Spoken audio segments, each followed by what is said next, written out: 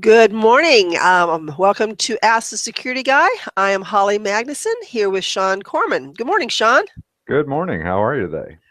I'm doing better, thank you.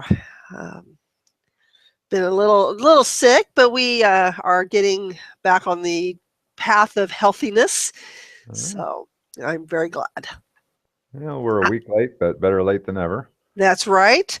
I was going to ask you about your Thanksgiving, but that seems too far away now. So how's the Christmas shopping going? Christmas shopping. Yeah. How about that? Amazon is your friend, It is, especially especially especially with with 2 day shipping. Yep. Though I will tell you the last package I ordered with 2 day shipping took, over a week to get there. My son experienced the same thing. In fact, his item still has not arrived, and he's got an email saying that if it doesn't come by such and such a date, they will replace it. So I'm not sure what he ordered or what's going on, but And how old is Amazon's it again? my 16-year-old. Yeah. eh, always be thoughtful and questionable about what they're ordering. Yeah, yeah. Anyway, um, so today's topic actually was suggested by my pastor. We Okay. were talking about our Ask the Security Guy, and he said, something that I really want to know is how do you know when you see something online, is it true or is it is it fiction? How do you know what's legitimate? And the more I thought about that, the more I thought that this really is kind of an important topic because we see more and more different posts, especially on Facebook, Twitter. Mhm. This person's died, or this is going on, or that. And how do we know what's legitimate and what is just fiction or even a scam? I don't know. If you ask my 11-year-old, everything on YouTube is the truth. So, Yes. I mean, there right there is an easy validation point. If you can find it on YouTube, it must be true. Well, for my 16-year-old, if it's on Huffington Post, it must be true. So yes. So it's a great question, and as we talk about security and we talk about phishing and all these scams and what's true and what's not, one of the things that really came back to memory as I was standing at the grocery store just a few days ago was the grocery store tabloids, Yep. and it dawned on me. It's like, okay, so now we're going to be talking about online versions of this. How do we know if it's real or not? How do we know if we can believe this? Is this a fake or is it just some you know, wild person with a very creative imagination and Photoshop skills? Yes. And I'm Um, learning that with Photoshop, you really can do some pretty crazy things. and having done a fair amount of graphic design and website design in my past, I'm here to tell you it's pretty easy, and you don't even need Photoshop. There's free tools out there that you can do almost everything Photoshop can do. So it gets really interesting, and it becomes more challenging.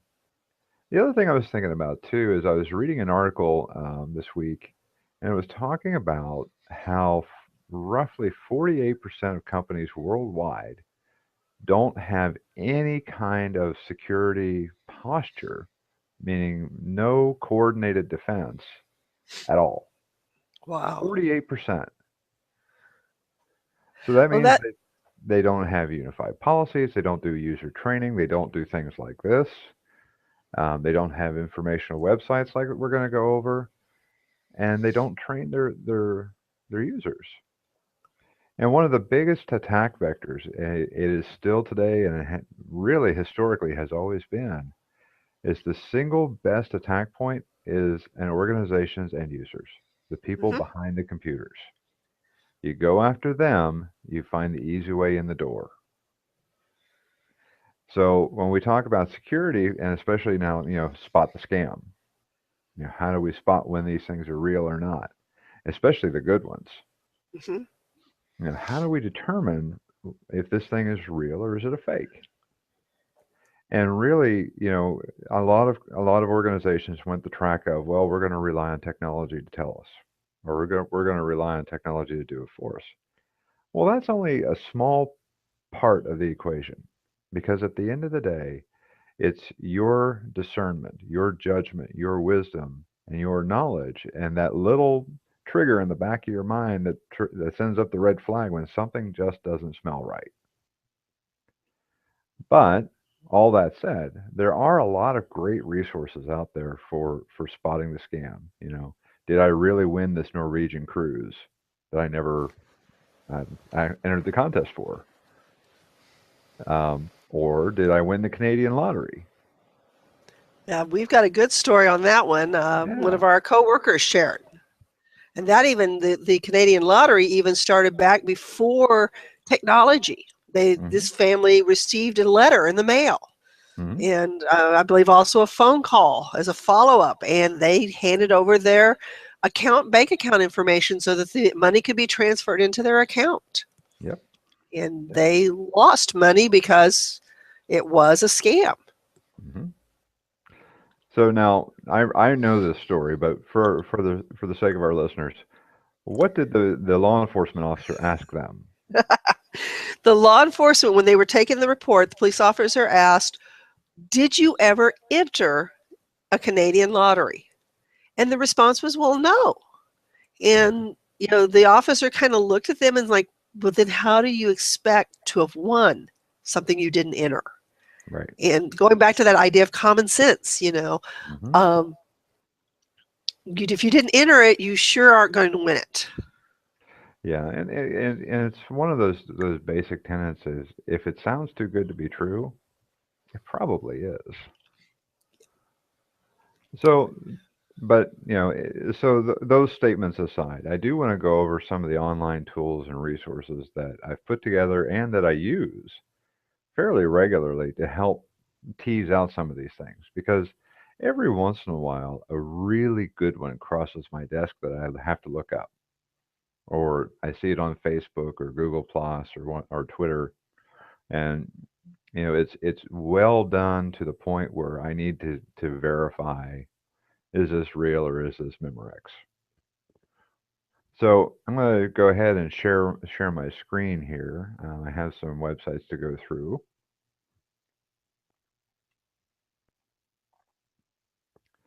and you should be able to see my screen now. So this is the IMT Security Office website called security.apu.edu. I put this site together a couple years ago, and I've been adding to it relentlessly ever since. One of the big things that, and the pertinent sections for today's conversation is this down here under resources called Internet Scams. And there, we have this is a real time feed from IC3, which is run by the FBI. We also have spam and phishing notes, some notes about viruses and malware, along with some resources in here on different websites that also provide additional training and other tools to help you spot spam or to educate yourself or family members. And these are all free. So another one, and this is one I actively maintain, is if you go on to support.apu.edu, we have under the announcements section the latest spam and phishing messages. And what we've done there is Holly and I, we have an email address that we monitor regularly and that we advertise called ISO@apu.edu. And that's Information Security Office at apu.edu. So ISO@apu.edu. And we encourage everyone, if you find a good, a spam message that looks good or you're seeing a lot of it, send it to us so that we can investigate not only how to stop it, but if it's a really good one, I'll take a screenshot of it and put it up here so people can verify what they're seeing against the list that we've gotten. So this is kind of our Hall of Fame. So these are the most effective spam messages that we've seen so far come into APU. And when I say effective, that means that they've resulted in a high number of compromised accounts. People fell for these. They clicked on the link, they submitted their credentials, and had that oh no moment. Hey, Shawn, can I interrupt for just a minute about the phishing Sure. emails? Sure. I am so happy to announce that in November, we only had one staff account one faculty and one adjunct who had a compromised account, who gave away their username and password in the month of November. Since we've been really tracking the spam and who's being, getting their accounts compromised, we have never had only 3 people compromised in the entire, faculty staff. Now, our undergrad students, another story, but I'm just, I have to give out kudos to our faculty and staff for recognizing the spam for what it is and not clicking the link. And Holly, you and I have been working on that for a while with training and advertising and all kinds of things, and all of IMT and the whole APU community has really come together around this idea of spotting these and being aware and paying attention and being very thoughtful and sharing them with us for verification. Is this real or is this not? I mean, we get so many tickets at the support desk now of people asking questions. Is this a real email? And I would so much rather have those questions than for people to say, yeah, it's probably okay. Ask the question. When those messages come into the support desk or they come to us, we will always have a live person look at them and review them and get back to you. But to echo your point, Holly, I totally agree. Congratulations to the APU community on a job well done. Very well done. Sorry for that interruption, but I did want to point that out, and big shout out to for people noticing and asking questions. Absolutely. So yeah, Absolutely. back to the resources. I'm excited about these. Okay. Let's get this screen going back here.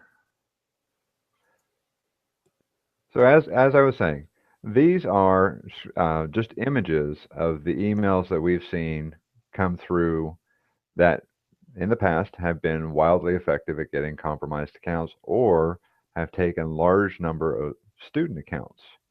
Now, the student accounts section is that group is an area we're working on improving. But our focus on faculty and staff and providing training resources and providing tools to help people be more aware and to be able to spot these things faster has been very successful, and we're so happy to partner with the community on that and to see the results that we're seeing. So thank you again. Um, you can take a look through this. I add new ones to this as they come in. It's been a while since we've seen a really good one, which, as Holly noted, there's a reason for that. So that's there, and it's always updated.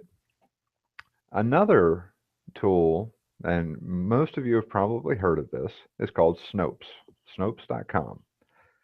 And it's a useful tool for debunking the tabloids or the social media stuff that you'll see flying around. And they go through the latest scams and stuff like that. Now, I don't recommend them as your only source, but they are a resource that you can use to ferret out whether something's real or not, because it seems like a lot today has a spin on it, and that spin can take things slightly outside of the realm of truth, or not so slightly. Another tool is mythbusters.com. This is a great tool for going over a variety of weird things, but they have all kinds of stuff out there. They are not associated with the TV show Mythbusters. This is an independently run website by a gentleman who just likes to have the facts out there. Another one of my favorites is Hoaxbusters. As you will see, they have a notice that they're not the U.S. Department of Energy hoax site that was taken down a while back.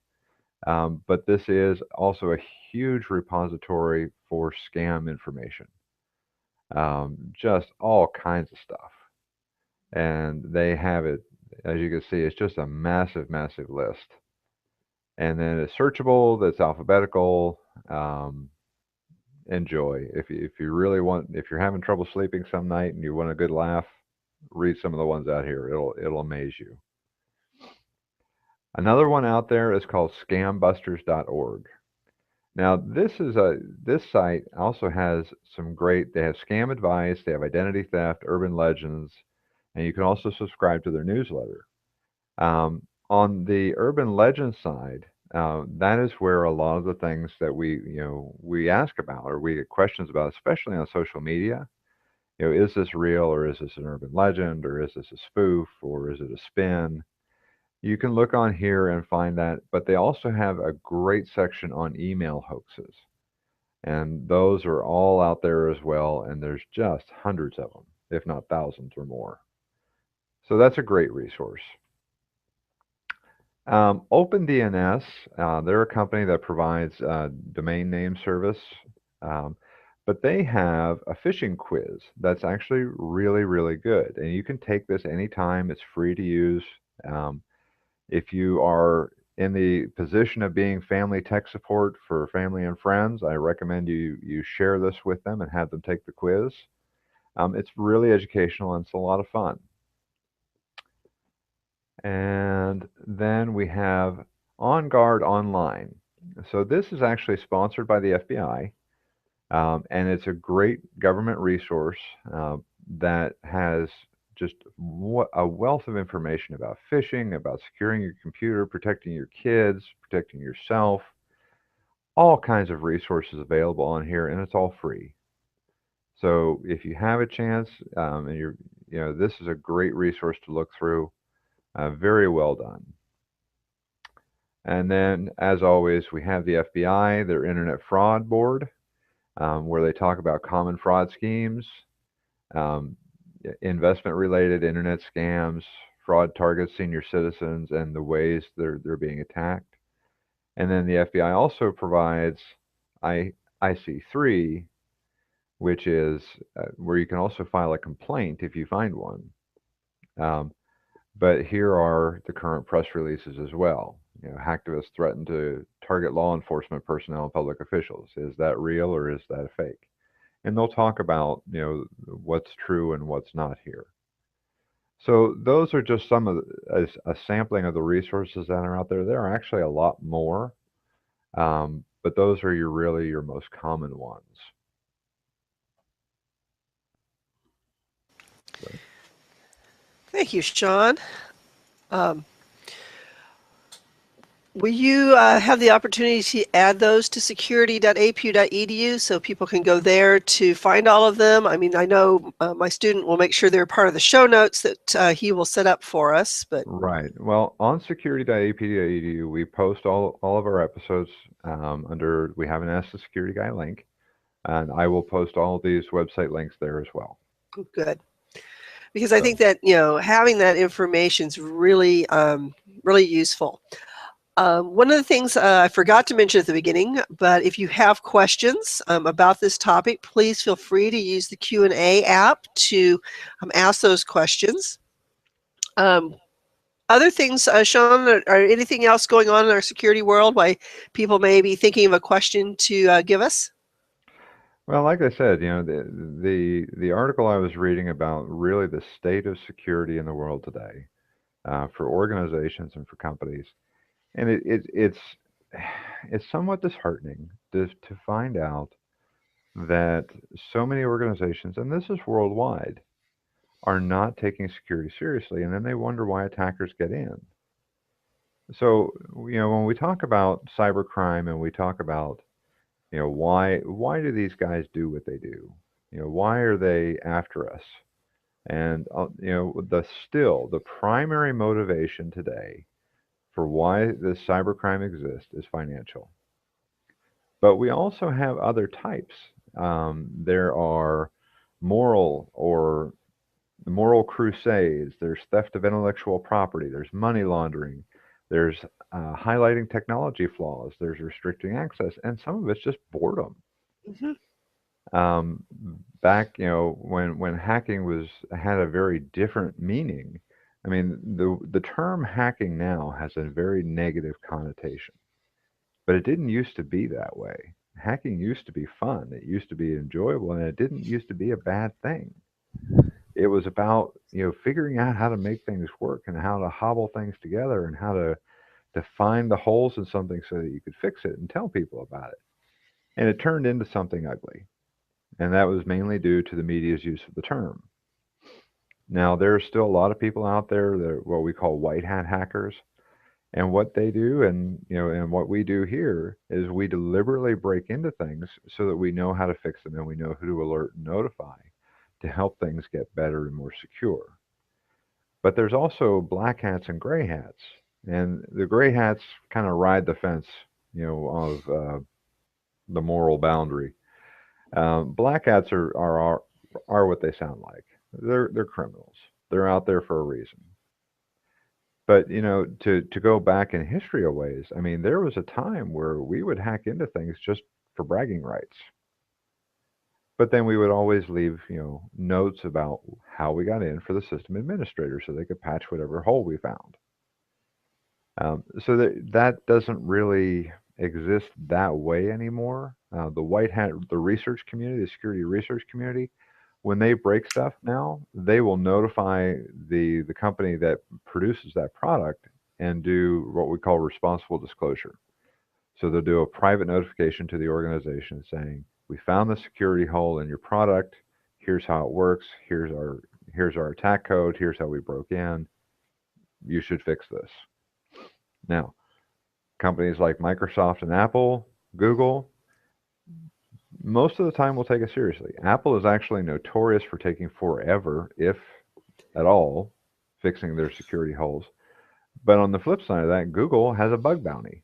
If you find something, they'll pay you for it. Well, yeah, don't isn't there like a conference that basically some of the big software companies invite people to come in and see if they can break Well, there's break actually in? a number of them now, and it's becoming more popular. And the companies realize there's tremendous benefit to them because really they're paying what, a bug bounty? They're not paying full-time staff for this. It's a huge win for them to get all of that outside expertise to come in and evaluate their products. So it's smart when you think about it from a business perspective to do it that way, to really reach out to the security community and say, "Here, break our stuff and tell us, and we'll pay you to tell us how you did it." So there's a lot going on in the security world. The landscape has changed a lot over the years. The motivations haven't. I mean, people are still out for money. Yeah, it's always the dollars and cents, making the buck, and as much as you can. Um, I had another question that just kind of vaped. We've not gotten any questions from our audience. Okay. So other thoughts as far as do you have any good news resources? I shared with you beforehand, a conversation at my house last night and how to direct my 16-year-old son to good resources that will give him the news a little Oh less wow. tainted. I mean, we There, could probably dedicate an entire show to that. yeah. There's a tremendous number of them. Some of my favorites are Ars Technica, um, Google Online Security. There's a website out there called Future of Privacy. Um, there's HelpNet Security. Sophos has one they call Naked Security, which is actually really good. Yeah, that's one of my favorite actually. They do the, what is it, the 60-minute overview or something that's really good. Right. And there's another one out there called the Office of Inadequate Security, which talks a lot about security breaches and the hows, how they happened. SANS, and pretty much anything SANS is phenomenal. The material they curate is just top shelf. Another one that I love is Schneier on security, and that's done by Bruce Schneier, leading cryptologist. Truly a phenomenal man. I've had the chance to meet him and talk with him briefly. Just an outstanding individual. And then another one and this one's a little on the edgy side, is called the Hacker News. Um, Read at your own discretion. It tends to be a little risque, but Gotcha. Not it for a 16-year-old. I wouldn't recommend it for a 16-year-old. No, it can be a little colorful, but if you want the raw news, I mean, those are some of the places you have to look for it. Very good. Well, thank you, Shawn. These are some great resources, and I've broken pretty much all of my friends from forwarding to me these outlandish emails about this, that, and the other thing because I Snopes has been one of my favorite to debunk their emails, and so they have quit sending them to me. So I But rain on their parade once too often, I guess. oh well. But I mean, if you look at your Facebook stream, it's just full of that kind of thing. You know, people. Yes, how many times can poor Betty White die? Um, Oh, and especially now as we're going into that new political season, you know, don't even you get me can going. you can count on seeing all kinds of stuff out there, Yep. and it takes a bit of time to debunk some of that stuff, you know, to see whether it's real or not. And quite frankly, um, you know, when we talk about social engineering, the best lie has an element of truth. Well, that's also true with these scams. The best lies have an element of truth. So you've got to be able to read this and parse out the lie from the truth and however they intertwined it. And it can be challenging. So use the external resources. I mean, a lot of people contribute to those. Reddit also has a forum, you know, where you can go out and look. They have a number of areas where you can go and discuss that with people. Um, Another good resource that I just thought of. But yeah, there's a lot out there, and there's a lot of people who are committed to debunking these things. Which is good. We need that, that common sense balance in our world. Yeah, yeah. But if you see it on,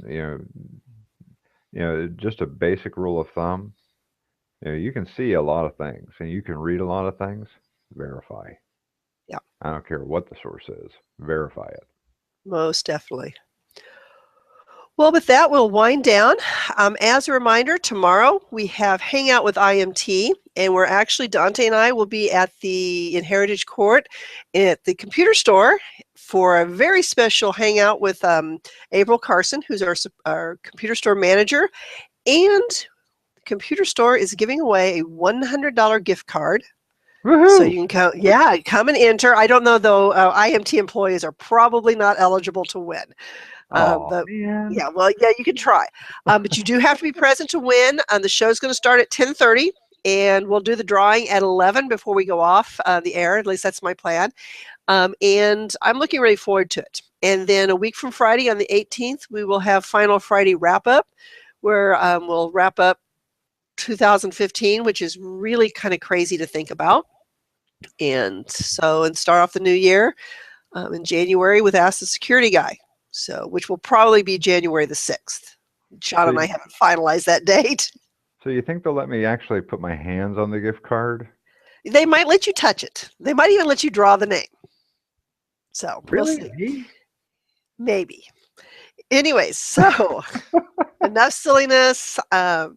Thank you guys for watching. If you do have questions, and again, if you get a really good email, feel free to send it to us. We love to have those to post on the support website. Yes, we do. And with that, I'll say goodbye. Well, and to all of our listeners, Merry Christmas. Merry Christmas. That's true. Probably won't see you again until after the new year. Yep. So with that, goodbye and see you Bye. later.